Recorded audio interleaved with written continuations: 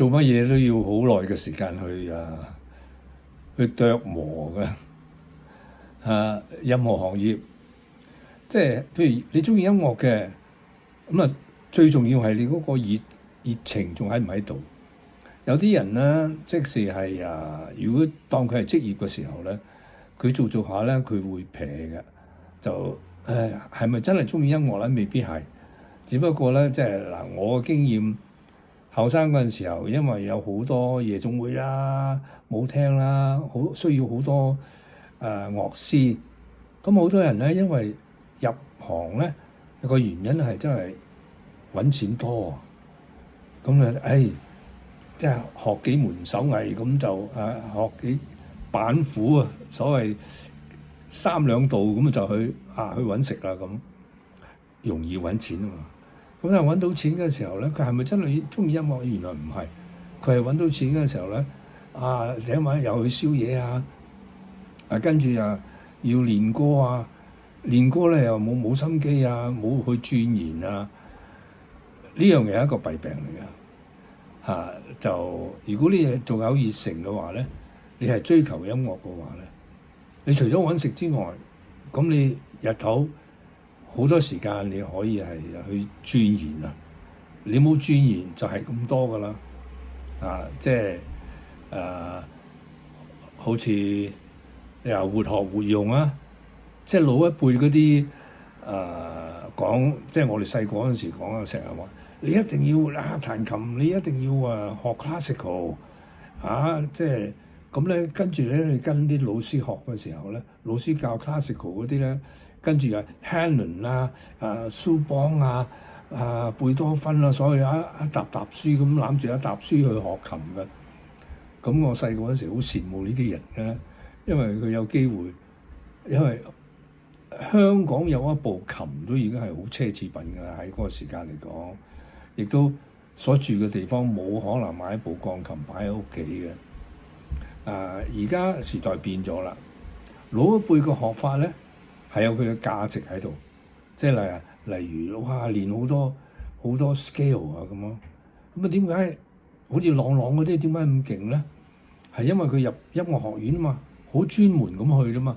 但係音樂學院有好多人㗎，有啲人咧學咗咧係到頭來係冇乜作用學唔到喎。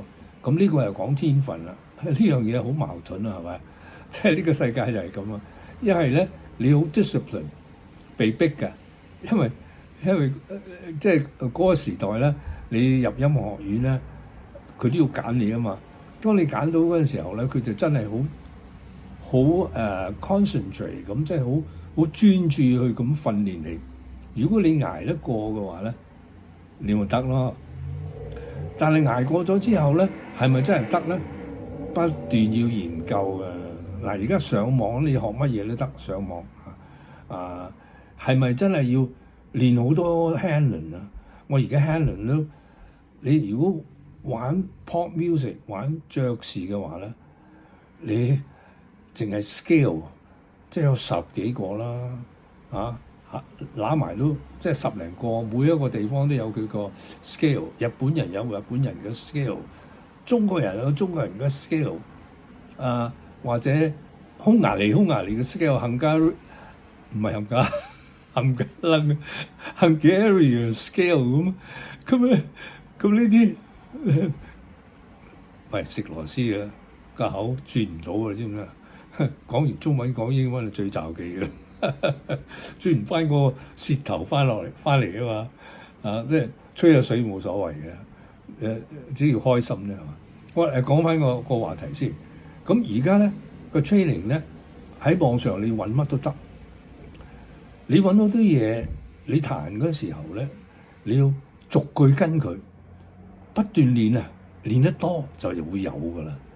咁你練嗰陣時候咪等於你練一啲有用嘅嘢如果你好似少林寺出身嘅，要打個木人巷出嚟嘅，嗰啲嘢你要訓練，由細訓練好多年先出嚟嘅。但係如果半途出家咁點啊？你一樣係可以攞少少嗰啲底子，有咗嗰啲底子之後咧，你又喺網上揾一啲你懂得嘅。嗱，你唔懂嗰啲咧，一定你係即係 miss 咗一啲基礎嘅嘢，咁你咪揾翻啲基礎練翻下咯。啊，甚至乎你話喂，點解我練來練都唔得㗎？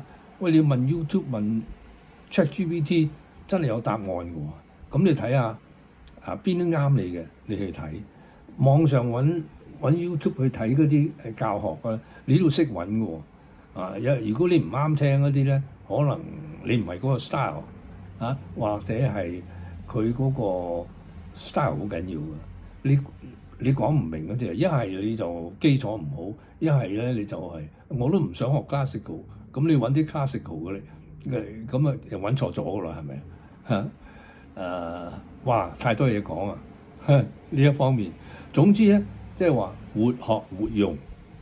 即係你學到呢一句嗰陣時候咧，哪怕你就係咁重複嗰句，哇！你有得100句啊，你就已經行出嚟嚇死人㗎咯！100句彈得好純熟嘅，你唔好理我點啊，我都係練啊嘛，係嘛？練好耐先練到㗎嘛。咁即係其實同打功夫一樣啊！你有個古仔啊，講個古仔笑話嚟嘅。有個小朋友跟兩個老師上山，跟個老師學，個老師得鋪啲紙喺旁邊，嗱，成塊夾好厚嘅，每日由呢度係咁撥擺喺度，撥幾個鐘嘅，係咁撥嘅，係呢個動作。跟住咧，5年後咧，個老師話：你畢業啦，咁佢又好開心啊！落去下山啊嘛，咁啊見到下山見到有人賣舞啊，哇！好多人圍住去睇，咁佢行到去一撥，哇！啲人跌晒，即係佢嗰下好鬼勁嗰下力，佢都唔知一撥冚唪唥啲人冧晒，笑話嚟嘅。下次再講，拜拜。